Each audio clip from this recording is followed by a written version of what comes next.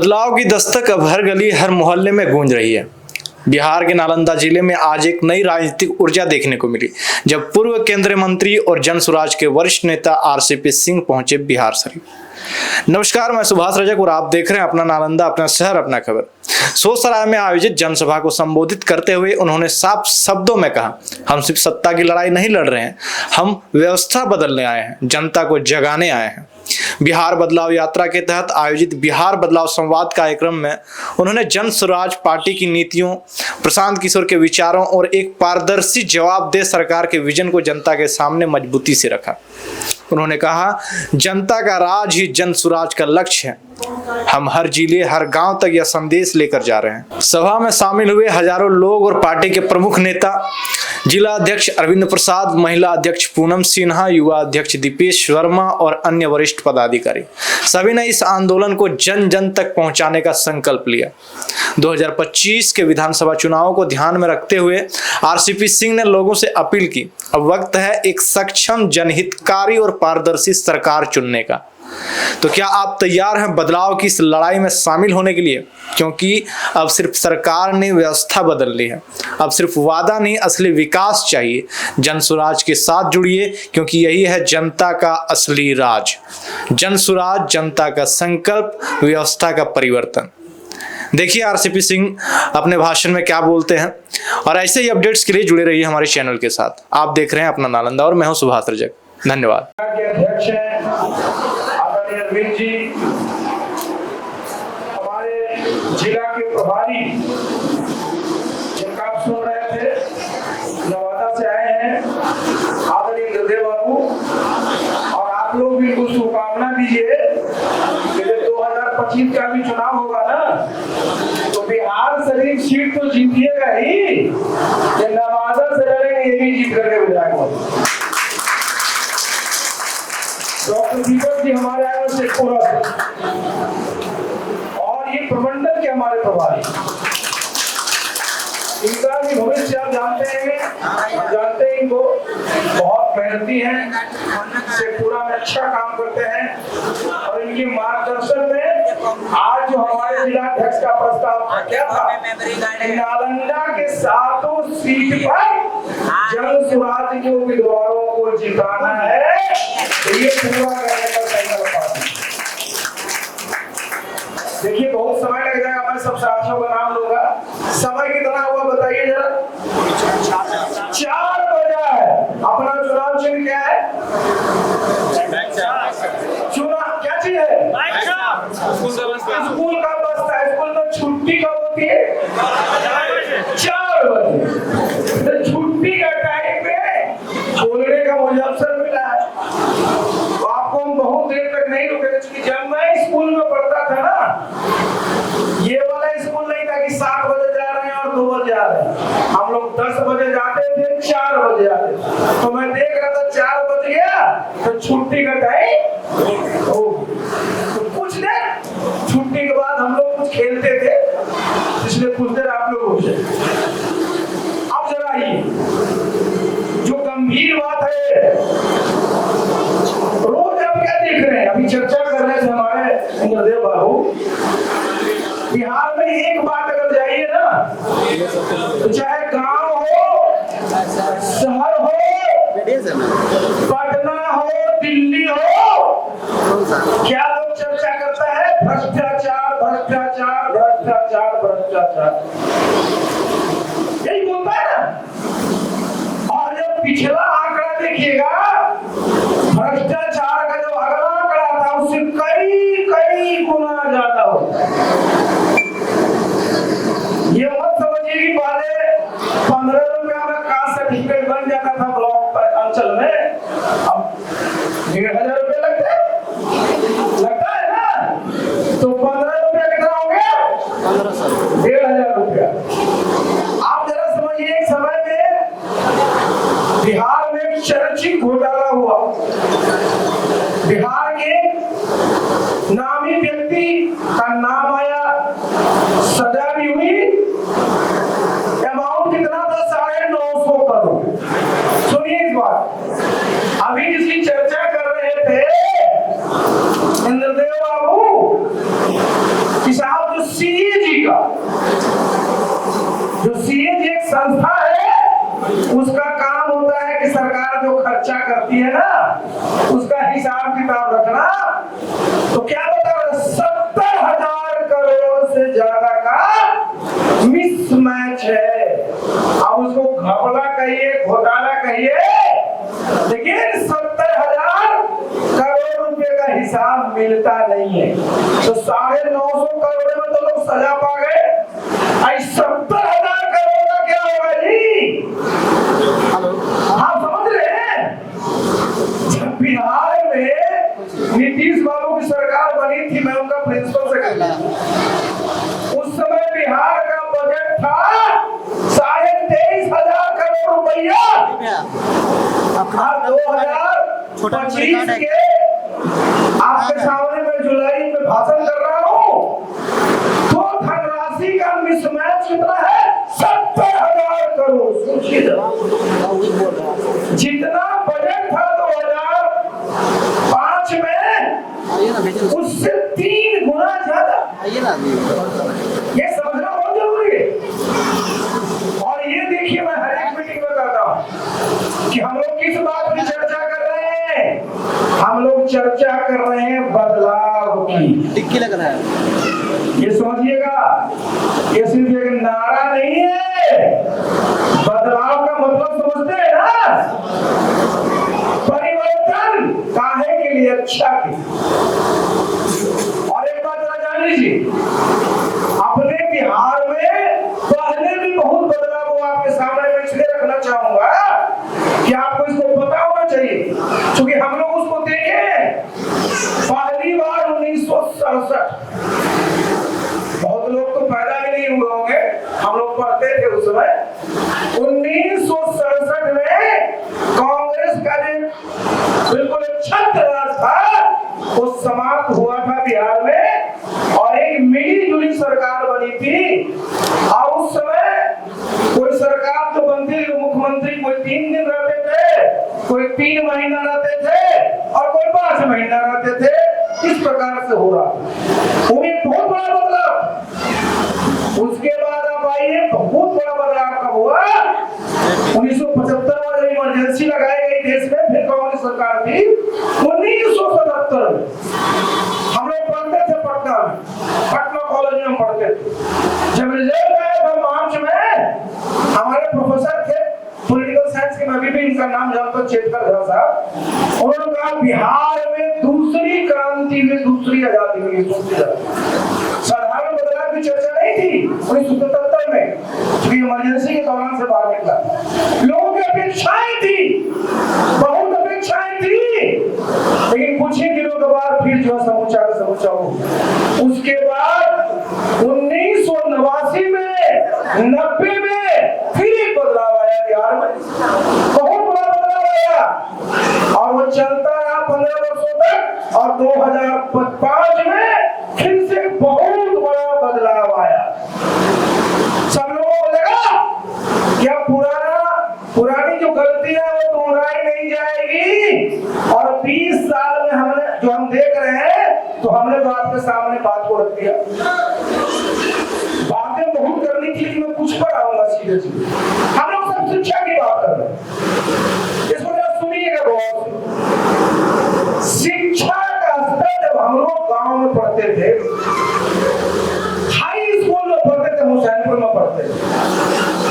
आप जरा जान लीजिए कि मैं 8वीं क्लास में पढ़ता था, तो अंग्रेजी का ग्रामर निकलवा लीजिएगा, लाइब्रेरी में किताबें भी मिल जाएगी। जेसी नेस्फिल्ड का पढ़ते, जो नाम भी अब नहीं जानता, वो सब साधारण किताबें नहीं थी।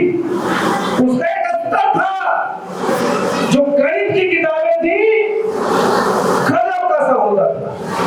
और मैं क्यों चर्चा कर रहा हूं?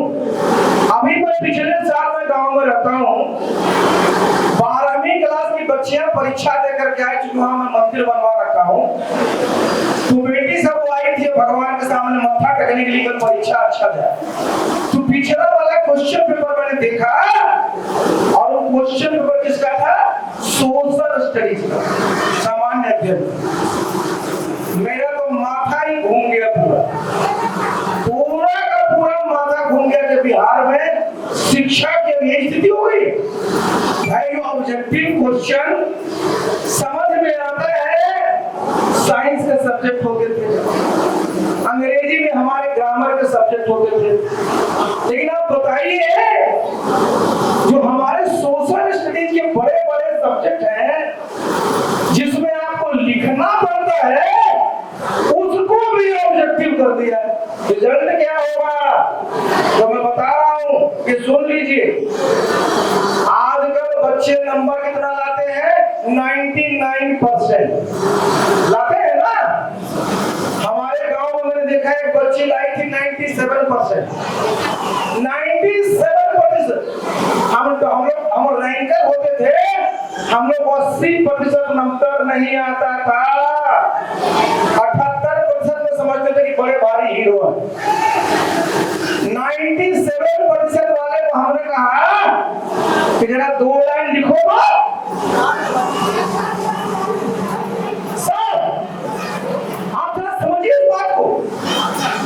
हम लोगों को डिग्रियां दे रहे, बच्चे रट रहे, पूरा कोचिंग को पढ़ रहे, लेकिन उनका जो भी सोचने की क्षमता है, लिखने की क्षमता है, कुछ बची नहीं। अब हर एक चीज में अगर ऑब्जेक्टिव ही करिएगा, हर स्कूल एग्जामिनेशन बोर्ड में बड़ा भारी घपला हुआ। कॉपी को लेकर के एक बार याद करिए, ऐसा ऐसा बच्चा टॉप कर गया था जो कुछ लिखने नहीं आता। अब जरा देखिए बीमारी की दवा क्या निकाली गई कि भाई लिखना ही बंद करा दो। इस प्रकार की शिक्षा बिहार में दी जा रही है। मैं खुल के बोलता हूं, कोई बोलने की हिम्मत नहीं करेगा कि हमारे बच्चे बच्चियां आगे एक पैराग्राफ शुद्ध हिंदी अंग्रेजी नहीं लिख पाते, क्योंकि आपने लिखने का छोड़ दिया। उसको कुछ सोच करके लिखना ही नहीं है, कोई निबंध भी नहीं लिखने के लिए सुनने इस बात। चूंकि गड़बड़ियां होती थी कॉपी जांचने में, तो हुआ कि सब चीज को ऑब्जेक्टिव कर दो। जो सीट का परीक्षा देगा तुरंत कंप्यूटर से जांच हो जाएगा, किसी और चीज की जरूरत ही नहीं। बताइए सिस्टम ठीक करना था कि हमारे बच्चे जो लिखते हैं उसके जांचने वाले किसी प्रकार का भेदभाव ना करे, किसी प्रकार का हेरा फेरी ना करे। उसको ठीक नहीं कर करके आपने पूरा का पूरा क्वेश्चन का पैटर्न ही बदल दिया कि हमारे बच्चे बच्चियां लिखे नहीं बल्कि ऑब्जेक्टिव में टिक मारे। क्या होगा साहब, क्या होगा? पहले के जमाने में आप देखते थे ना, लंबे लंबे पत्र लिखते थे। हम लोग पढ़ते थे पटना में, दिल्ली में अपने पिताजी के पास पत्र लिखते थे, एक एक पेज का, 1.5 पेज का। आप लोगों को जरूरत है कि सबके हाथ में मोबाइल है, लेकिन आप नुकसान देखिए, जरा समझिए इस बात को। जिस शिक्षा की हम लोग बात कर रहे हैं, तो शिक्षा में क्या होता है? पढ़ना भी आना चाहिए और लिखना भी आना चाहिए। पढ़ना तो आ जाएगा, लिखने की अब कोई गारंटी नहीं है, क्योंकि परीक्षा में लिखने की जरूरत नहीं है, सिर्फ टिक मारना। इससे सहमत है क्या? आप लोग बताइए जरा। अरे आप लोग सहमत हैं इससे? इस प्रकार की शिक्षा होनी चाहिए, बदलाव। और शिक्षा ही जो है ना, ये समझिए आज से नहीं पहले से ही। ये नालंदा काहे के लिए जाना जाता है जो बताइए? शिक्षा के लिए। एक नहीं, नालंदा यूनिवर्सिटी आपका बिहार शरीफ में, उदयपुर यूनिवर्सिटी, तेल्हाड़ा में तेल्हाड़ा यूनिवर्सिटी। भाई नालंदा में एक नहीं 3 अंतरराष्ट्रीय स्तर की यूनिवर्सिटी से नालंदा जाना जाता है। यहाँ बाहर से हमारे दूसरे देशों को विद्यार्थी आगे पढ़ते थे। और क्या होता है, हमारे बच्चों को इंजीनियर, मेडिकल, डॉक्टर बनना है तो कोटा जाते हैं। बताइए साहब, ये जो पलायन की बात है ना, जरा इस बात को भी कुछ एक मिनट में बात करके खत्म करूंगा। पलायन क्या है?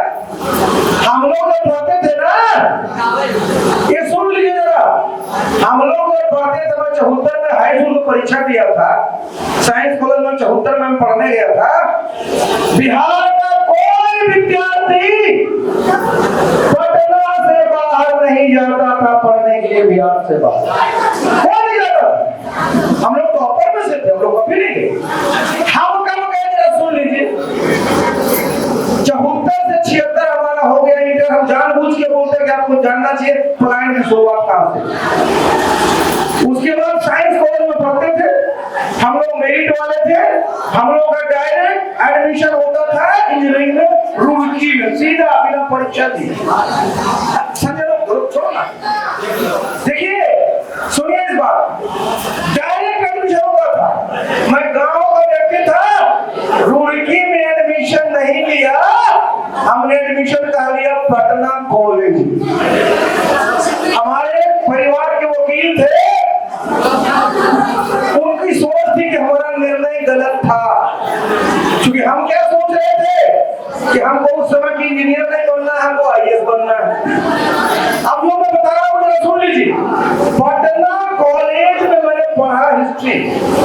74 से 76 का सेशन तय, जरा सुनिए। 74 से 76, 76 से 78 हम लोग का बीए का परीक्षा हुआ 78 में, नहीं 79। एक साल का लॉस हो। पहली बार बिहार से हमारे बैच के लड़कों ने डीयू में एडमिशन के लिए अप्लाई किया, जेएनयू में अप्लाई किया। मुझे देखिए कितना भरोसा था अपने बिहार पर कि हमने बीए पास कर परीक्षा दे करके उसी साल यूपीएससी की परीक्षा दे दिया। यूपीएससी में क्वालिफाई कर गया, मेरा बीए का रिजल्ट नहीं निकला। लेकिन जब हम लोग यहाँ 3 साल लग रहा था, मेरे दोस्तों ने कहा कि तुम भी जेएनयू में एडमिशन ले लो।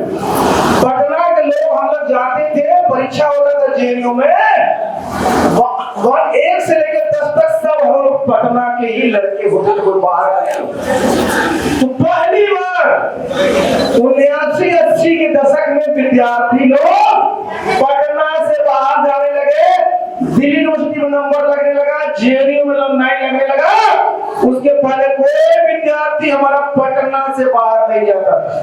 मजदूर का तो छोड़ दीजिए, ये पहली बार मजदूर का भैया आप जान लीजिए। 1982 में दिल्ली में एशियन गेम्स हुआ। पूरी दिल्ली में, हम लोग तो जेएनयू में पढ़ते थे, पूरे दिल्ली में बहुत तरह का काम हुआ। जितने ठेकेदार थे बाहर से मजदूरों को लाए, उसी में काफी लोग बिहार से भी चले गए। और जब वहां चले गए, साल 2 साल तक काम किया, उनको लगा कि हमको तो उससे बेहतर यही है, और तभी से कुछ लोग वहां रह गए। और जब दिल्ली में रह के जरा जान लीजिए, इस बात को जरा समझा करिए। जब दिल्ली में कोई रहता है, किसी मीटिंग रैली में कोई जाता है, तो 100 आदमी जाता है तो 10 आदमी दूर जाता है दिल्ली में। और जितने ट्रेन है ना, जरा समझिए इस बात। नीतीश बाबू ट्रेन चालू किए, नाम क्या दिया इसका? पटना वाली का संपूर्ण क्रांति। इसका क्या नाम है? श्रमजीवी। हमने आपत्ति किया था, सुन लीजिए। मैं उनका पीएस था, 2 ट्रेन चलाए, एक श्रमजीवी राजगीर से दिल्ली और दूसरा श्रम शक्ति कानपुर से दिल्ली। हमने कहा देखिए अब श्रम का जमाना नहीं है, अब जमाना नॉलेज का है, कुछ अच्छा नाम दीजिए। श्रमजीवी क्या सिर्फ सभी हम लोग क्या, हमारे लोग सिर्फ लेबर करने के लिए बाहर जाएंगे। और एक बात जान लीजिए, ये जितनी ट्रेन खुली, मैं आपको उदाहरण देता हूँ, सुन लीजिएगा।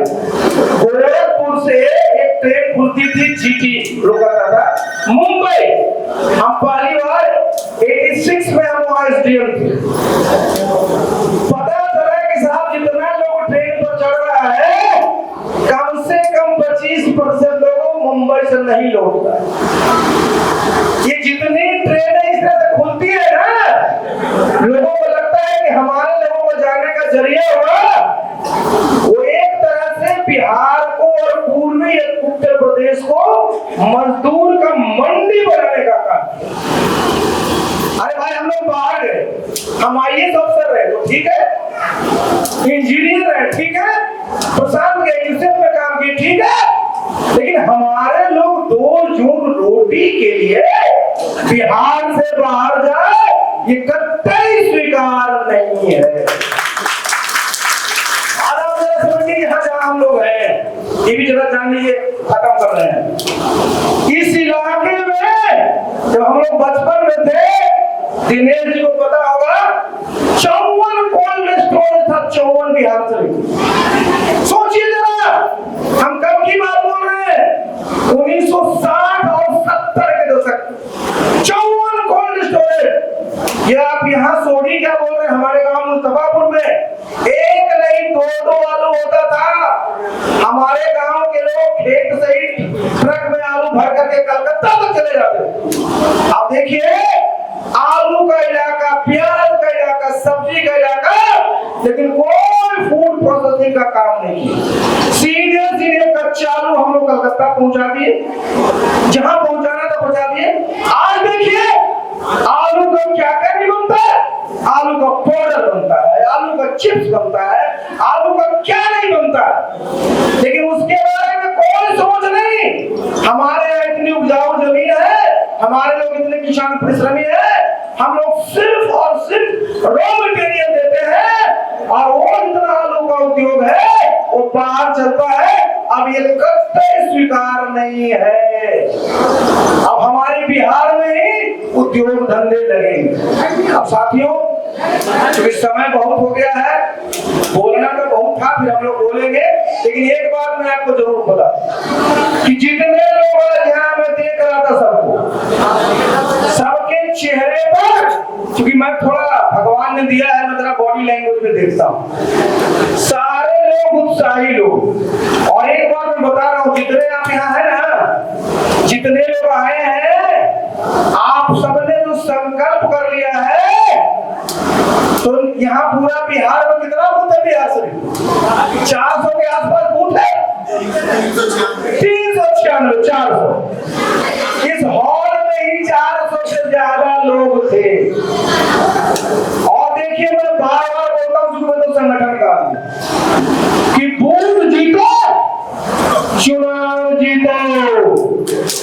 देखिए, एक बात समझिए, प्रशांत जी का, जन स्वराज का, जितने हमारे जेएसपीटी के साथी हैं, इनका क्या रोल है? इनका रोल है एक अभियान, माहौल बनाना। आपका क्या दायित्व है कि बूथ पर जो ये माहौल बन रहा है, इसको वोट में तब्दील करना। ये स्वीकार है आपको? क्योंकि इस माहौल को जब वोट में तब्दील करिएगा, तो बिहार शरीफ से भी आपके विधायक जीतेंगे, नालंदा के भी 7 सीटों पर जीतेंगे, और इंद्रदेव बाबू बगल के नवादा के वहां भी 5 जीतेंगे, और दीपक जी के यहाँ भी 2 जीत जाएगा। तभी अपनी सरकार बनेगी, और ये तभी बनेगी जब हम अपना दायित्व को स्वीकारेंगे। और क्या दायित्व है? और यही हमारा मंत्र है जो मैं आपको आज दे रहा हूं कि अपने अपने बूथ पर ये जो जन स्वराज का जो माहौल बना है, जो इस प्रकार से लोग सब जगह जन स्वराज की चर्चा करते हैं कि एक बार इसे देख लेना है, तो अभी 2.5-3 महीना बाकी है। अपने गांव में देख लीजिए कि कितने लोग अपने बूथ पर अभी भी जरा दूसरे पार्टी में सोच रहे हैं। उनको रोज बात करिए, उनके घरे में चाय पीजिए, अपना चाय मत पिलाइए। जब वो आपके पक्ष में आ जाए, तब अपने घर में चाय पिलाइए।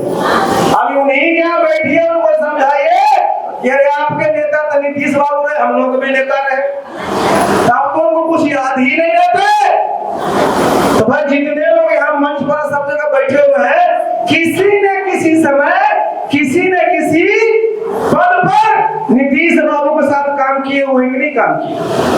तो जो आज है, कहिए कि अब नया घर कौन सा घर है? बोलिए, जन स्वराज है। तो वो घर ढह गया, नया घर भागे बन रहा है। इसमें आप लोग आइए, और हम लोग नवंबर में गृह प्रवेश करेंगे, तो पूरे धूमधाम के साथ करेंगे। बढ़िया भोज ही नहीं होगा, बल्कि ऐसा घर होगा कि आगे आने वाले समय में आपको सब तरह का सुकून देगा। चलिए, तो छुट्टी का टाइम हो गया है, तो नारा लगा करके घर जाएंगे। तो जनता